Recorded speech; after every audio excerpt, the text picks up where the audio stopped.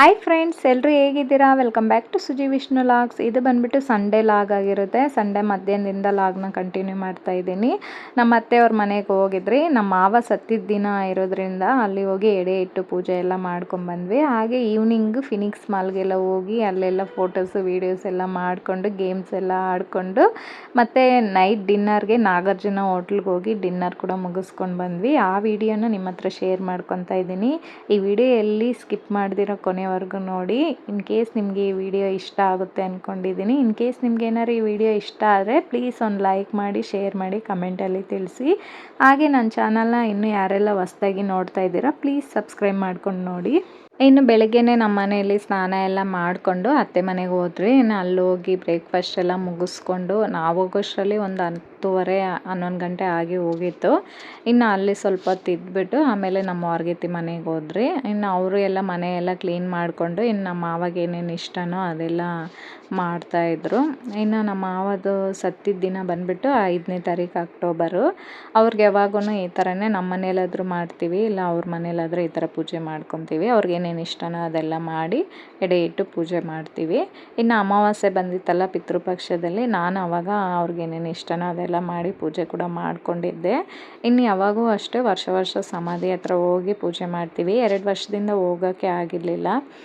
ಇನ್ನು ಮಳೆ ಬೇರೆ ಬರ್ತಾಯಿತ್ತು, ಎಲ್ಲರಿಗೂ ಹುಷಾರಿರಲ್ವ ಅಲ್ಲ, ಏನಾದ್ರು ಒಂದು ಪ್ರಾಬ್ಲಮ್ ಆಗ್ತಾ ಇರುತ್ತೆ. ಅದಕ್ಕೆ ಈ ವರ್ಷವೂ ಹೋಗೋಕ್ಕಾಗಿಲ್ಲ.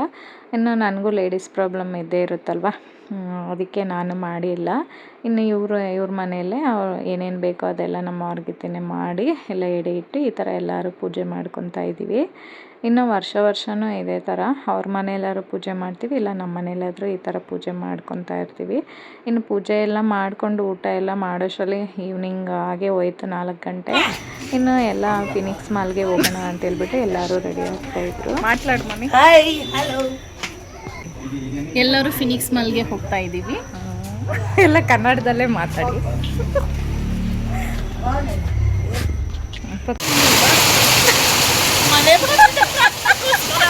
ಫಿನಿಕ್ಸ್ ಮಾಲ್ ಕ್ಯಾನ್ಸಲ್ ಆಗಿದೆ. ಎಲ್ಲರೂ ಇಲ್ಲಿ ಸ್ಟಕ್ ಆಗ್ಬಿಟ್ಟಿದ್ದಾರೆ ನೋಡಿ. ಮಳೆ ಬಂದು ಎಲ್ಲ ಸ್ಟ್ರಕ್ ಆಗಿದ್ದೀರಿ. ಫಿನಿಕ್ಸ್ ಮಾಲ್ಗೆ ರೆಡಿ ಆಗೋದು 2 ಅವರ್ ಮಾಡ್ತಾರೆ. ಏನು ಮಾಡೋದು?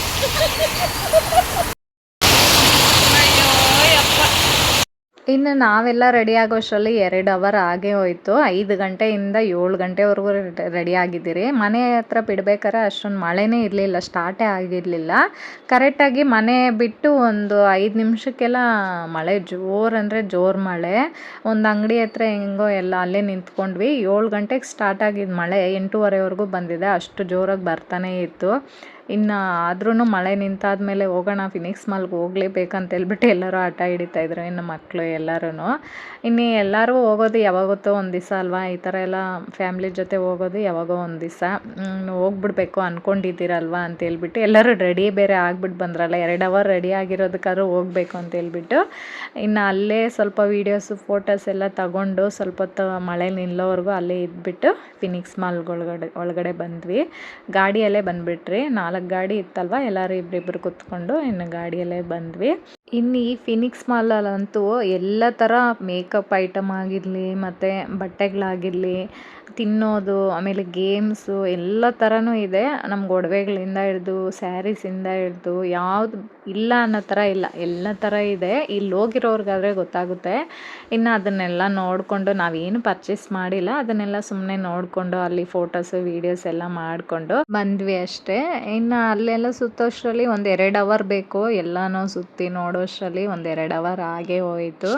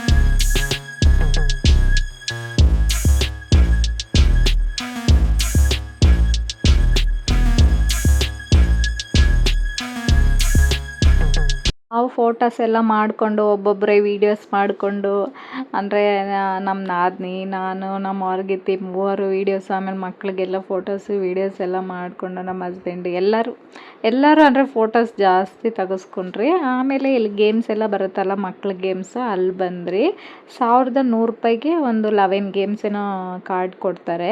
ಇನ್ನು ಯಾವುದೋ ಆಡಿಲ್ಲ, ಇನ್ನು 4 ಜನ ಮಕ್ಕಳಿದ್ರಲ್ಲ ಒಬ್ಬೊಬ್ರಿಗೆ 1100 ರೂಪಾಯಿ ಅಂದರೆ ಜಾಸ್ತಿ ಆಗುತ್ತೆ ಅಂತ ಹೇಳ್ಬಿಟ್ಟು ಸುಮ್ಮನೆ ಅಲ್ಲೆಲ್ಲ ನೋಡಿಕೊಂಡು ಅಲ್ಲಿ ಫೋಟೋಸು ವೀಡಿಯೋಸ್ ಎಲ್ಲ ಮಾಡಿಕೊಂಡು ಇನ್ನು ಅವರೆಲ್ಲ ಗೇಮ್ಸ್ ಯಾರೋ ಬೇರೆಯವ್ರು ಆಡ್ತಾಯಿದ್ರಲ್ಲ ಅದನ್ನೆಲ್ಲ ನೋಡ್ತಾ ಇದ್ವಿ. ಇಲ್ಲಿ ಕ್ಯಾನ್ ಥರ ಇಟ್ಟಿದ್ದಾರೆ ನೋಡಿ 6, ಅದನ್ನು ಕೆಳಗಡೆ ಬೀಳ್ಸಿದ್ರೆ ಕಲ್ಲಲ್ಲಿ ಆ ಬೊಮ್ಮೆ ಗಿಫ್ಟಾಗಿ ಕೊಡ್ತೀನಿ ಅಂತ ಹೇಳ್ತಾಯಿದ್ರು. ಯಾರೋ ಒಬ್ರು ಆಡ್ತಾಯಿದ್ರು, ಅದನ್ನ ಹಂಗೆ ನೋಡಿಕೊಂಡು ವೀಡಿಯೋ ಮಾಡ್ಕೊತಾ ಇದ್ದೆ. ಅದು ಕೆಳಗಡೆ ಬಿದ್ದೋಗ್ಬೇಕು 3 ಚಾನ್ಸಲ್ಲೇ ಒಂದು ಕ್ಯಾನ್ ಕೂಡ ಅಲ್ಲಿ ಇಲ್ದಿರ ಬಿದ್ದೋಗ್ಬೇಕಂತೆ. ಇನ್ನು ಅವ್ರಿಗೆ ಬೀಳ್ಸೋಕ್ಕಾಗಿಲ್ಲ ಅದು ಯಾರಿಗೋ ಒಬ್ಬೊಬ್ರಿಗೆ ಲಕ್ಕಿರೋರಿಗೆ ಬೀಳುತ್ತೆ, ಅಂಥವ್ರಿಗೆ ಆ ಗಿಫ್ಟು ಕೊಡ್ತಾರೆ. ಇನ್ನು ಬೊಂಬೆಗಳಂತೂ ತುಂಬಾ ಕ್ಯೂಟಾಗಿತ್ತು.